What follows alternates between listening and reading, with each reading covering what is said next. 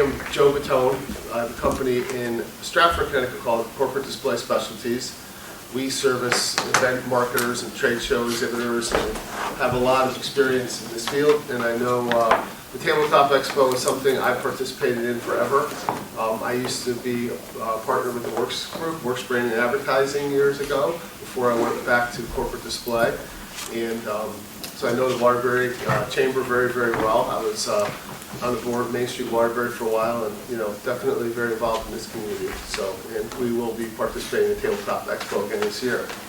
What I thought I could share with everybody today was ideas and suggestions of how to get the most out of participating either in this expo or any trade show or type of event marketing that you may do in the future. So I put together a short list of topics which was on the promotion, so I'll stick to that for now.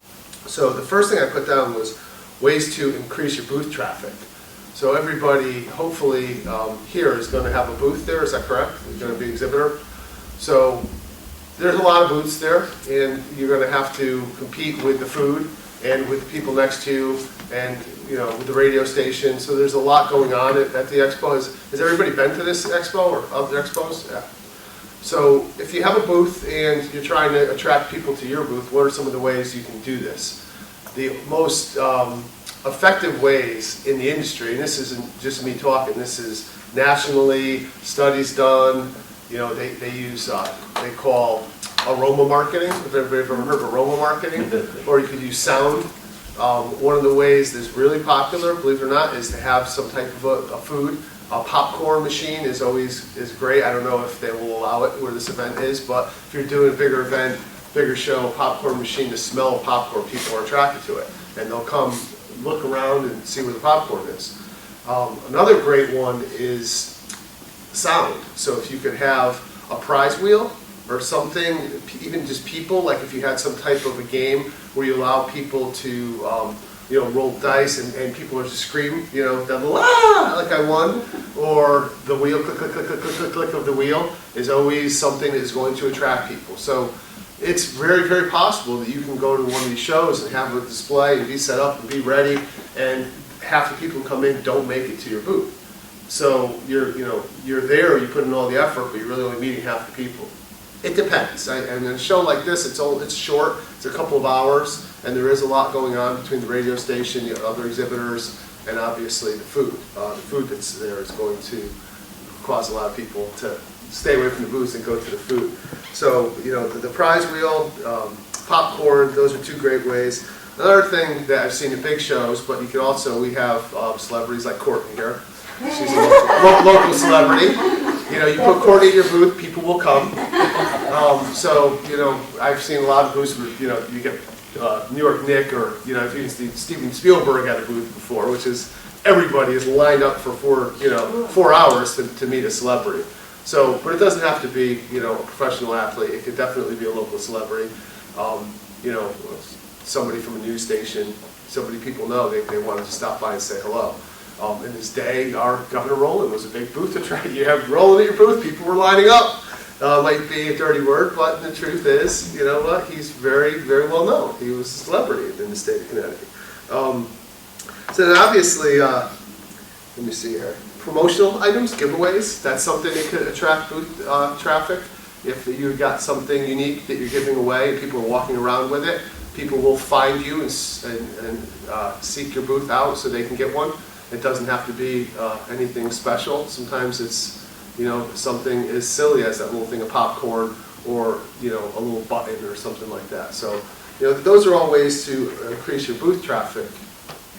The other thing you want to do is obviously when you go into a trade show, you need to have some expectations. You don't just want to show up that day and think all's going to go well. So a lot of the other elements that go into your booth, such as the giveaways and the promotions and the items you're dealing with, are going to be much more effective if you have a plan and you know who you want to attract. If you're trying to get leads at your show, or if you're just trying to have fun and do some branding.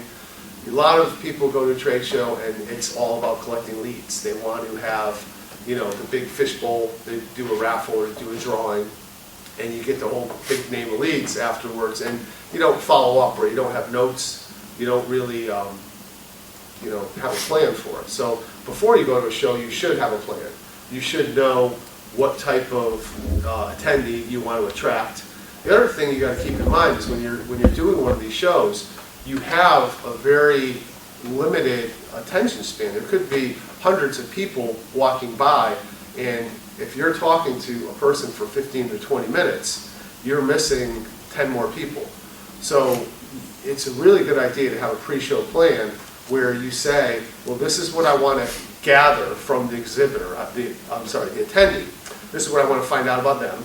This is the information I want to impart on them before they leave, and this is how I would like to either give them something to take away or take away something I can follow up with later. So that all of that is part of the pre-planning for a show.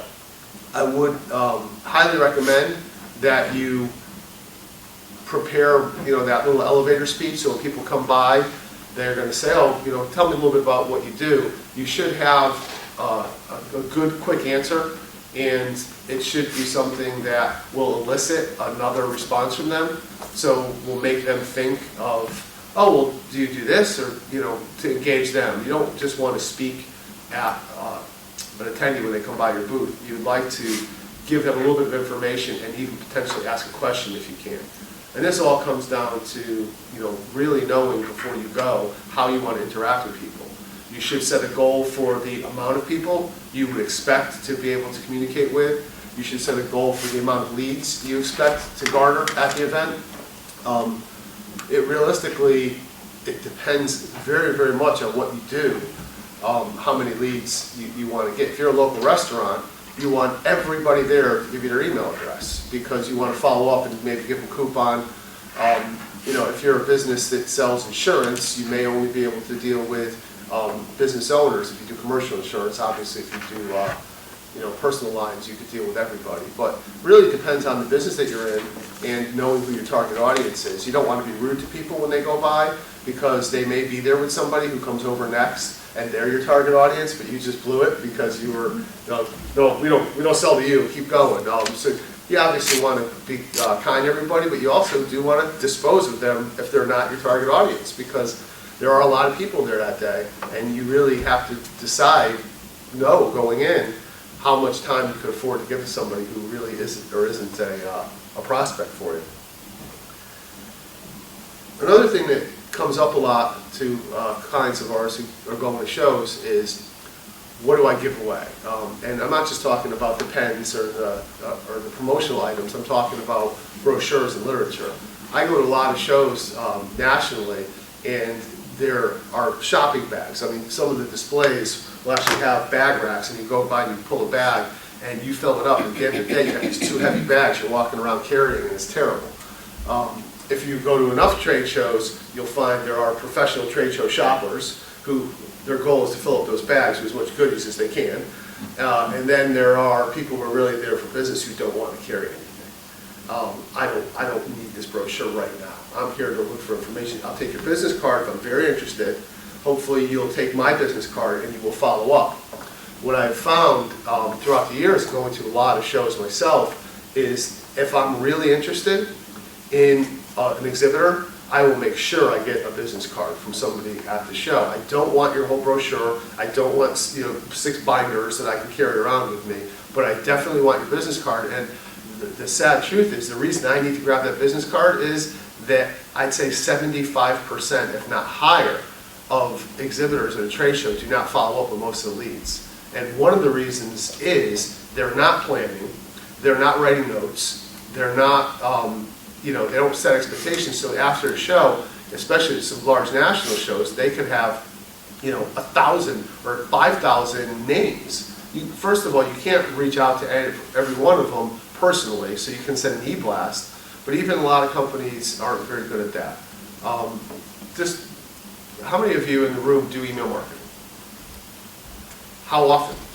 I just started with the company, so Okay. pretty quickly doing it. The truth is, email marketing is effective. The chamber does an excellent job with it. Courtney didn't raise her hand. I did. Oh, you did? I'm sorry. We do it every day. Yeah, the chamber does a We get plenty fantastic of job. chamber emails. Yeah, no, realistically, that's why you're all here today. You know, they sent a great email offering this to the members. We're here because we got an email and a follow-up phone. Oh, really? That's Yeah. excellent. Yeah, and that's what it takes. And that's the hook.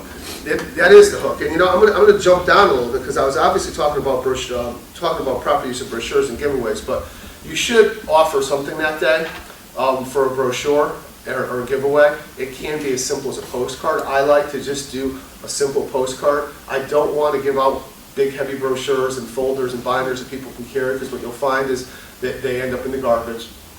People just don't want to carry things around. Unless you get the person who has the bag of stuff, they'll put your brochure in the bag, but that person, more often than not, is not really your target audience. That's just a trade show shopper. They're going to take their brochure because that's what you're going to have to do to get the flashlight. You got to make it look like they're interested. So the brochure, the big thick brochure, isn't that effective at a trade show. What's effective at a trade show is to gather the information of the attendee. If they say, oh, can I take a brochure? Say, yes. Do you mind if I take your information, because we have this great information I can send you. You know, oh, you don't want to carry this today. I always say, oh, you don't want to carry this. Give me your card and I'll send it out to you in the mail, or I'll email it to you. Which would you prefer? And, you know, taking their business card, writing on the back, regular mail, is important, because don't go back to after the show immediately and email them because they told you 2 days earlier that they'd rather have you mail them something. You know, promotions, raffles, and contests are another really important part of doing a trade show. I know this Tabletop Expo, Courtney offered a raffle if you wanted to be involved with the raffle. I think out of a lot of the expos that go to chambers, by far Waterbury Chamber does the best job with the raffles and the promos. One of the things that I love about it is that they'll announce everybody who is involved in a raffle. They'll have a board, and you can know who's doing a raffle, which is great, because the first thing I started with is ways to build booth traffic. The way to build booth traffic is a raffle, but it's not going to do you any good if people don't know you have a raffle. So when the event themselves will actually promote all the booth numbers that have a raffle prize, that will drive traffic. So kudos. The idea, though, is when you have a raffle and you let everybody just throw a business card in, okay, that's great, you're going to pull a business card, but the whole idea of doing a raffle, if you're an exhibitor, is to be able to incentivize the attendees to give you their contact information so you can follow up after the show. So a random business card sitting in a fishbowl really doesn't help you after the show.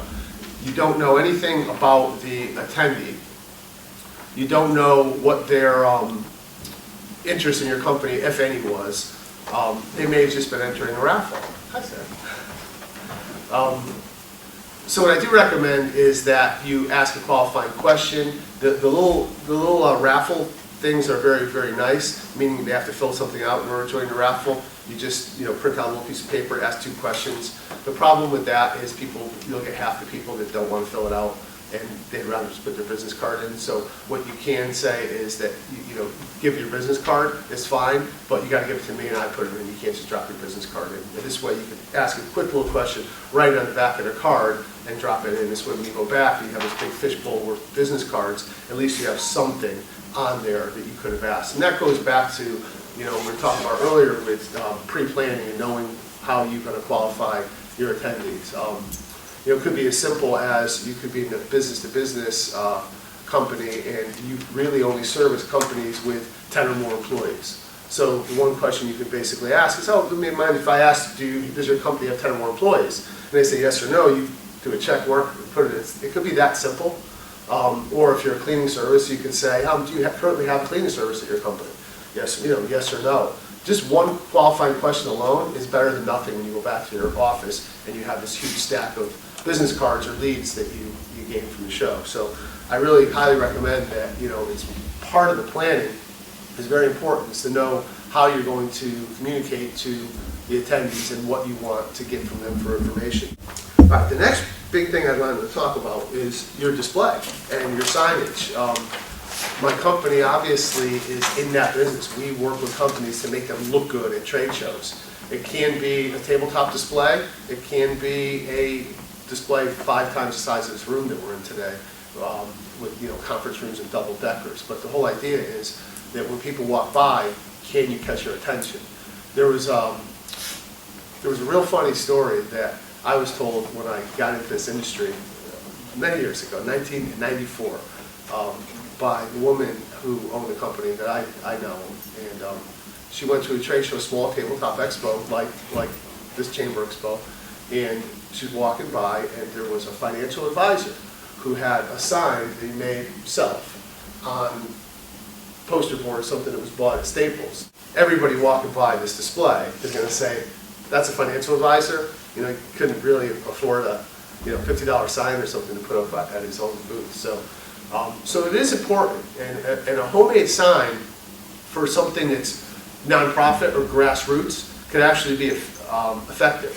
The Main Street Waterbury for years has had this very grassroots looking display that they use, and they're Main Street Waterbury. They're a volunteer organization. Obviously, I'm not picking on Main Street or Chamber or the financial advisor. These are all just examples. But if you have a professional business, one of our exhibitors is People's Bank, and they're also a customer of Corporate Display.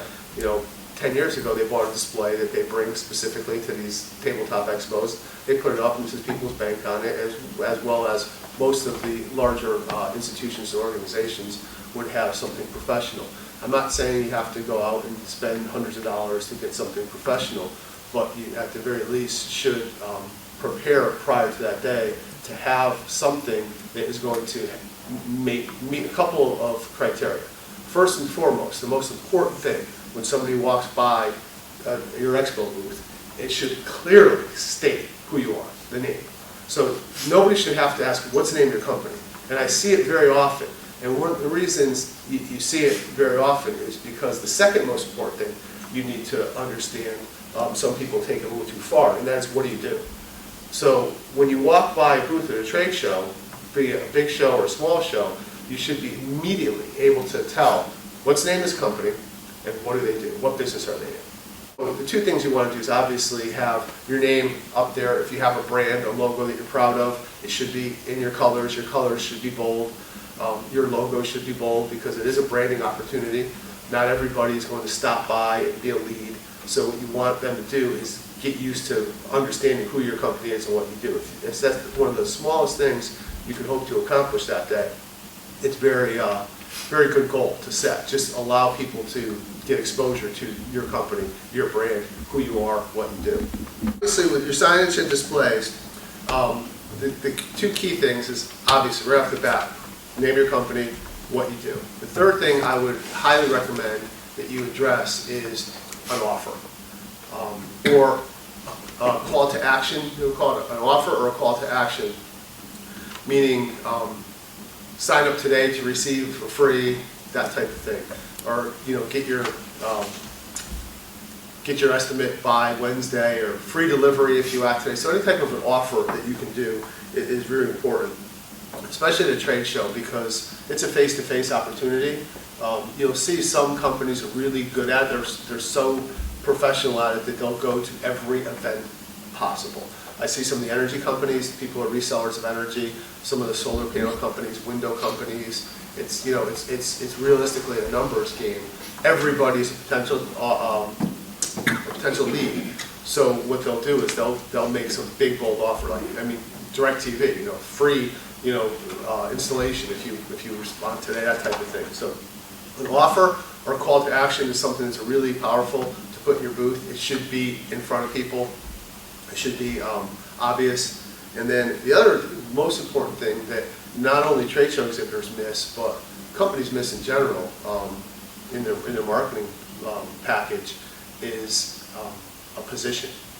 Why would I work with you? So it doesn't matter, again, if you're a restaurant, if you're a florist, if you're a sign shop, if you're a cleaning company, or if you're a manufacturing company, you should have a position for why would I stop and talk to you. So if we think about positioning in a grander scheme of things, and you think of some of the ones that most of us know, Federal Express, guaranteed overnight, you have to have it on time, it's confidence, that's their position. Walmart is, low prices.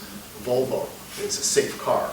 So no matter what industry you're in, there should be a competitive factor that you stick your flag in and you say, out of all the other companies that are in our industry, what makes us unique is this. So the position doesn't necessarily have to be, low price. It can be that it's exclusive. It can be that you're, the most originator.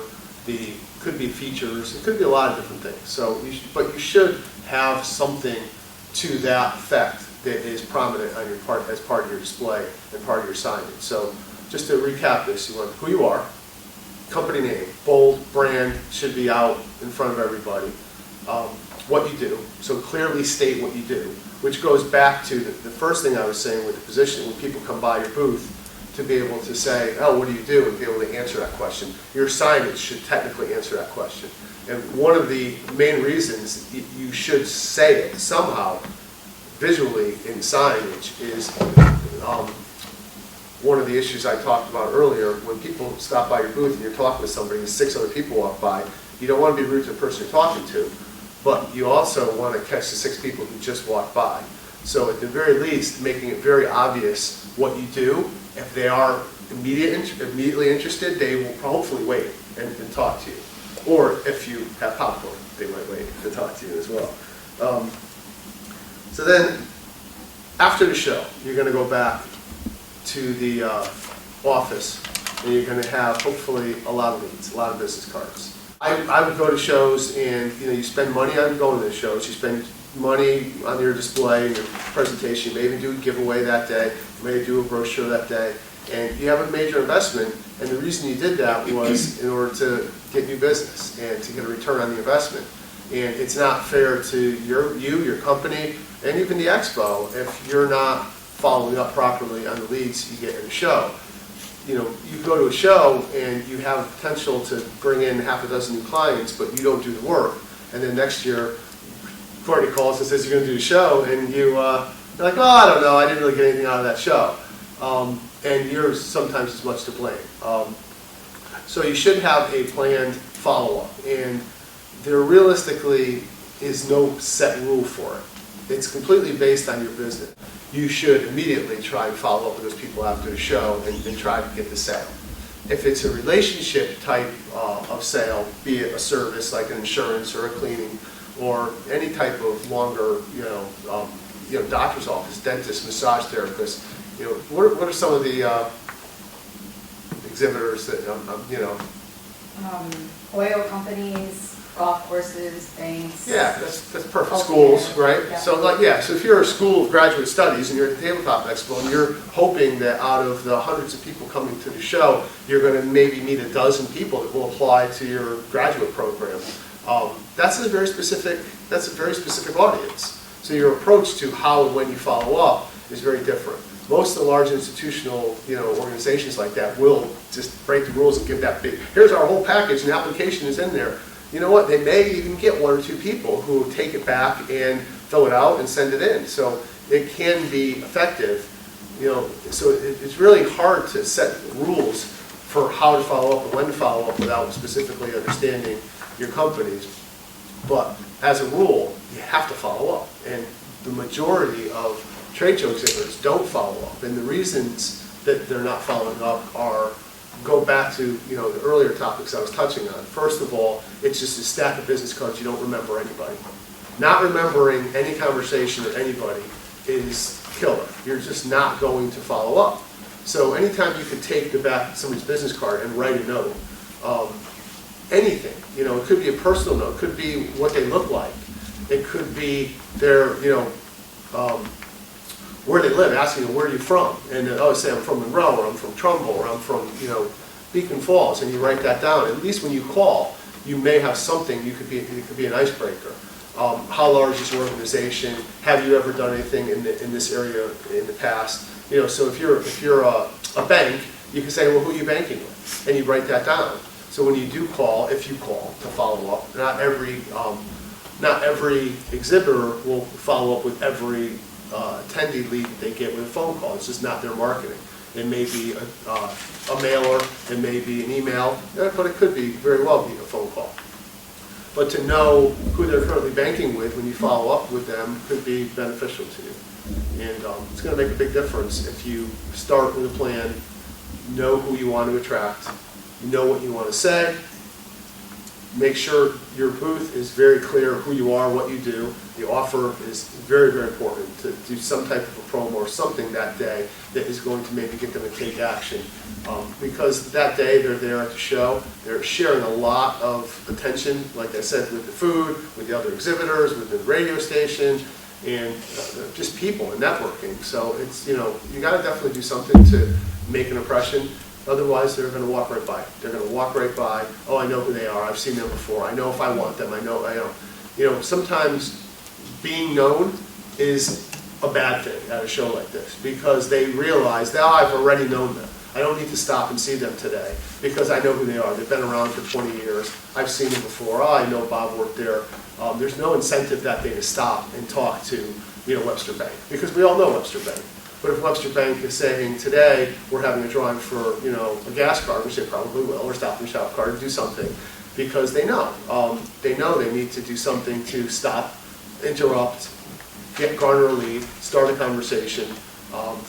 So realistically, you have to pre-plan. You have to know, what your goals are for that day and how you think you could interact with the attendees in order to get something in return for your time, investment, and your money.